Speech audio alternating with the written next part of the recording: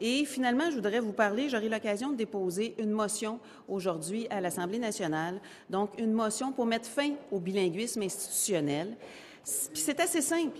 Et normalement, là, ça devrait se faire parce que c'est la loi 104 qui a été adoptée à l'unanimité le 12 juin 2002. D'ailleurs, il y a encore des députés qui étaient présents en 2002, présents à l'époque, qui sont avec nous aujourd'hui. Il y en a 5 du côté du Parti libéral, donc du côté gouvernemental. Il y en a 3 du côté du Parti québécois et 1 du côté de la CAQ, donc qui ont appuyé cette demande-là.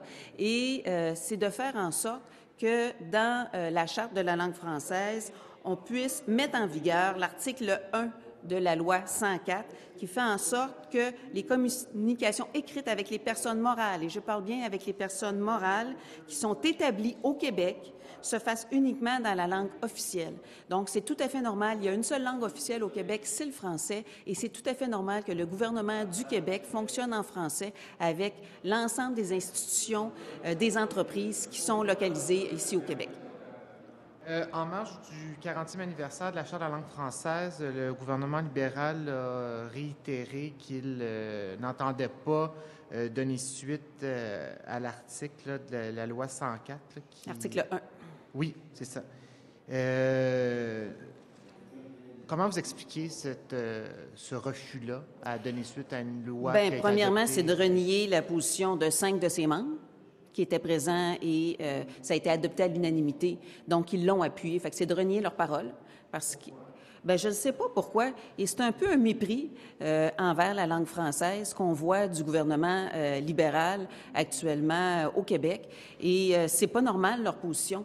Il y a une seule langue officielle au Québec, c'est tout à fait normal que le gouvernement, qui a une seule langue officielle qui est le français, communique en français.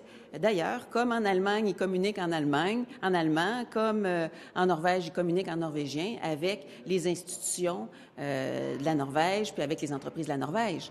Donc, ce serait juste normal qu'ils votent pour ça. Et j'espère qu'ils vont l'appuyer, étant donné qu'il y a 5 de leurs membres qui étaient présents et que ça a été adopté à l'unanimité et qui ne renieront pas leur parole de 2002.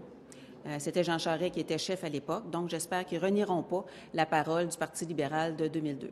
Est-ce que vous savez s'il y a un réel problème? Est-ce que le gouvernement communique très clairement en anglais? Et d'ailleurs, c'est une motion qui est en appui aux partenaires pour un Québec français qui regroupe là, des centaines de milliers de personnes, et on se le fait dire régulièrement par le syndicat de la fonction publique d'ailleurs du Québec, qui se retrouve obligé de communiquer en anglais avec soit des institutions gouvernementales même au Québec ou avec des entreprises au Québec, ce qui n'est pas normal. On parle des personnes morales là, on parle pas des individus, on parle des entreprises, on parle des différentes institutions.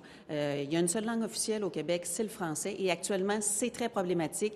Il y a un bilinguisme institutionnel qui augmente et ça donne un très mauvais message, et ça l'oblige aussi, plusieurs employés de l'État, à devoir être bilingues. Donc, on amplifie le bilinguisme au détriment du français, mais le bilinguisme institutionnel.